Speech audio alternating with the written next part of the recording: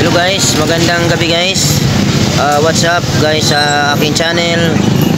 Ito yan, vlog is back again in action. Yeah, low guys.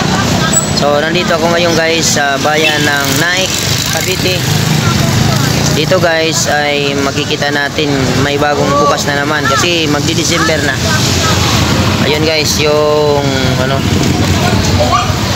yung caravan na Fiesta Carnival. Mayroon ditong Fiesta Carnival guys. Dito lang ito matatagpuan sa bayan ng Naik, Cavite.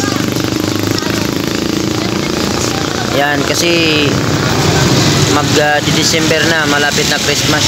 Kaya binuksan na nila ngayon guys ang Fiesta Carnival. Dito ito sa Naik.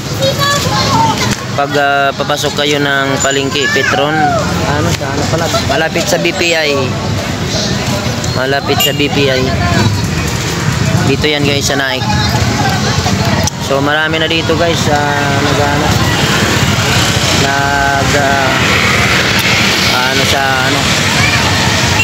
So ayan guys, ito yung sitwasyon ng dito sa Fiesta Carnival. Ayan, dito lang yan guys sa Naik, Cavite. Marami na rin ditong mga street foods. Ayan o. Yan, mga street foods na dito.